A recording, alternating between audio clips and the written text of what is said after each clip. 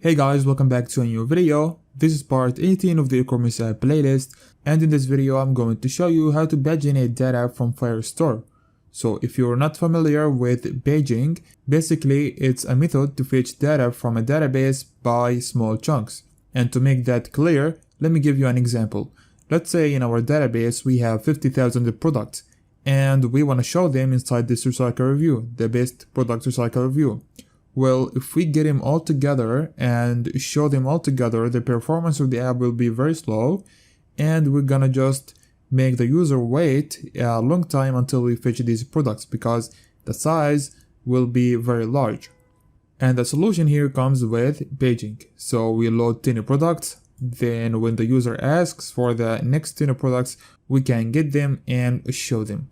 So for example, if you scroll down, and when we reach the bottom of our recycle view, we can make another network call to our Firestore database to load the next products.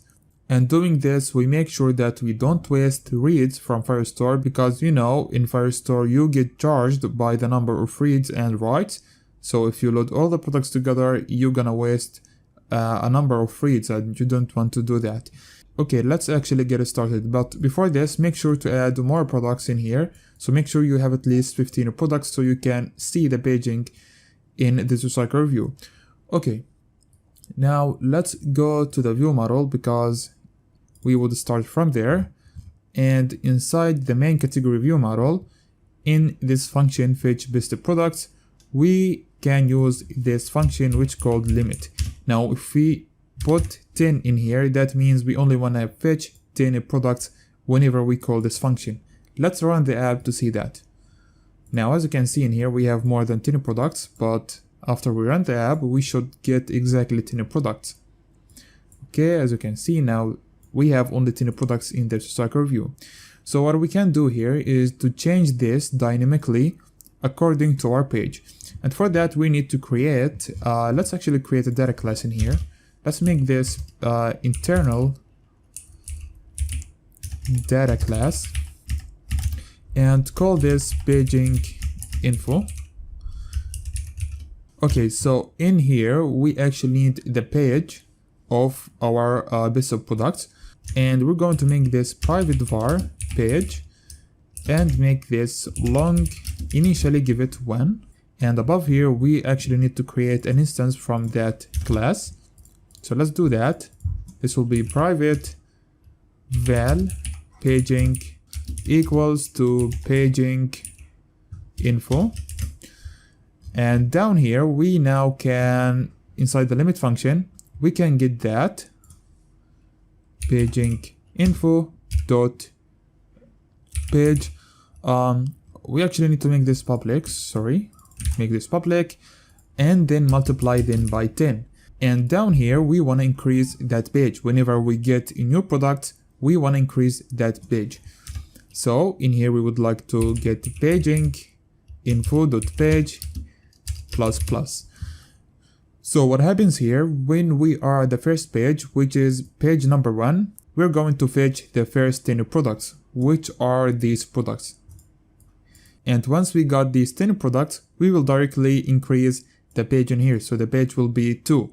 After the first time, the page will be 2. Now the second time we ask for this function, we will get the first 20 products. So because we multiply the page by 2, so 2 multiplied by 10, we get 20 products. So what we get here is the 10 products that we got in previously plus 10 new products. So that's how it works basically. Let me restore this to 1. And now let's actually go to our main category fragment. And here we want to have a listener on our nested scroll, because whenever we scroll to the bottom, we want to detect that to ask for the 10 next products. So we can do that by having a scroll listener on our nested layout, on our nested scroll layout. For that, we need to add an ID for that nested scroll layout. So inside our XML file, you can add an ID here and call this nested scroll main category. Get back to our fragment. Okay, so now to detect that we are at the bottom of our nested scroll view, we can use binding dot nested scroll main category dot set on scroll change listener. In here we need to pass an object, or not an object actually, we actually can use the nested scroll view dot on scroll change listener, and in here open curly brackets, and here you get some reference to some values. So the first one is view, and the next value we're not gonna use it, so underscore. Then you get the scroll y, and for the last two values we're not gonna use them. Okay, so in here we have the view of the nested scroll view. We can check if v.getChild at 0 dot bottom. So if the bottom of our nested scroll view is less or equal than v.height plus scroll y. If this is the case, then we know that we reached to the bottom of our nested scroll view. By the way, I found this method on the internet, so don't actually be surprised. So we basically check if the bottom of our nested scroll equals to the height plus the amount of scrolled y. If that's the case, then we are at the bottom of our nested scroll view. In here we can simply say view model dot fetch best products, and that's it. Now if we launch the app and if we scroll to the bottom of our recycle view, we should fetch the next 10 products. Let's wait until the app is launched. Okay, now let's scroll down, and now we are at the bottom. If we scroll down more, as you can see, we got more than 10 products, so we actually fetched, or we used paging correctly. Now that was unclear because we did not show a progress bar, so let's actually go to our layout, and in this design we can add a progress bar at the bottom of this screen. So go down, and below this recycle view we can actually copy this progress bar and put it down below. In here we can just change the name, change this to best product progress bar. Now get back to the fragment, and in here inside the collector of the best products, so this one, we can delete these functions for the loading functions, and we can now use binding dot progress, this one, best of products progress bar dot visibility equals to view dot visible. Copy this one, change it in here and make it gone. The same thing in here and make it gone. Now if we launch the app again, we should see a progress bar shows whenever we paginate. Okay, as you can see, now let's scroll to the bottom. The progress bar was invisible. Let's see why is that. The reason is that we actually did not change the constraints. We need to make this below the recycle view, the best of product recycle view, so we need to change some constraints in here. So we want to make this at the bottom of our parent, start of parent, end parent. We can add a little bit of margin from the bottom, make this 5 dB. Let's launch the app again. Okay, now scroll down. As you can see, we show the progress bar. Scroll down, we show the progress bar, even though we don't have any products in our Firestore. So every time we scroll down, we will ask, or we are going to fetch 20 products, and this is not good because this will cost us more reads from Firestore. We want to cancel this. We want to determine when we should stop paging, and we can do that by this way. Let's get back to our view model. Inside the paging info, first let's actually change the name of this page. Let's make it best product page, and change the name in here as well. And we want to have something called var old best products, and this is a list of products, and make this into list. Then also you need to have one more value for is paging end and make this false initially. This is boolean, of course. So in here we can say paging info dot is paging end equals to paging to best products, this list of products equals to paging info dot old best products, and below here we can update the old best products. So paging info dot old best products equals to best products, and then we can wrap everything with if statement. If paging info dot is paging end, so if this is false, we will do the fetching. So we wrap all of this inside a curly bracket. So let me explain what happens here.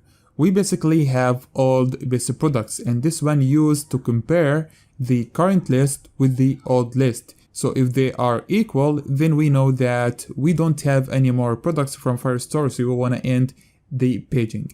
And that's what we are doing in here.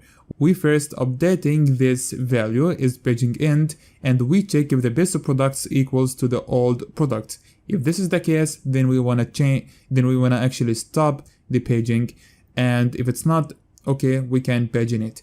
And inside here we just update the old best product, then we wrap everything between this if statement, so we can determine if we should page or not. Now if we launch the app and let's see that, let's actually scroll to the down, and we show that progress bar. Now scroll down, okay, we showed another progress bar. Now if we go up and scroll down one more time, we shouldn't see any progress bar. And yep, that works. We did not ask for another fetching function because this condition is true. And that's how it works basically. Now I want to show you one more thing, which is about queries in Firestore. So for the best products recycle review in here, let's say you only want to get the chairs products. So let's say instead of this best products recycle review, let's say you have chairs products. That is just an example because I want to show you something. So you only want to filter this by category, and you only want to get the chairs. So chair. Let's run the app. We only gonna get the chairs. As you can see, we only got the chairs because we filtered it by the chairs. Now let's say you want to add one more query. So by the way, this is called the query, and there's another query called order by. So this query will order your products. So let's say you want to order your products, or you want to order your chairs by the ID. So in here you pass ID, and then you specify descending or ascending. So let's actually specify that query dot direction dot import Firestore dot ascending. Now if you launch the app, we will get an error, and you will see that error. As you can see, we got an error here. We make that in a toast, and we also should get it in the logcat. Okay, as you can see, the error says if the query requires an index, you can create it in, and here it gives you the link. So if you want to use multiple queries in Firestore, if you have more than 2 queries, then you need to create an index. Let me show you how to create an index. So open up your browser and go to your console and open up your project. Then go to Firestore, and as you can see in the top, there's a tab called indexes. So click on that, and in here you need to create a new index. So click on the create index. So in here you want to specify the collection, in our case the products collection, and then you specify the fields of your queries. So let's say the field in here, the field for this query, the field is category. So copy this one, paste it in here, and then you specify ascending or descending, and now you specify the other field for the next query, for the second query we have, which is the ID. So copy this one, put it in here. Then you can change the ordering, but because we used ascending in here, so I'm gonna keep it ascending. If you have more queries, you can add fields in here and add those queries in here, but we only have 2 queries. In here, select collection and click on create index. Now you need to wait until this index is built. It's gonna take probably like 3 minutes, so I'm gonna wait until that and get back to you. Okay, so now as you can see, the status here is enabled and the query or the index is ready. Now if we exit the app and open it again, we should not get any error. Sorry, it's not the app, or we need to open this one.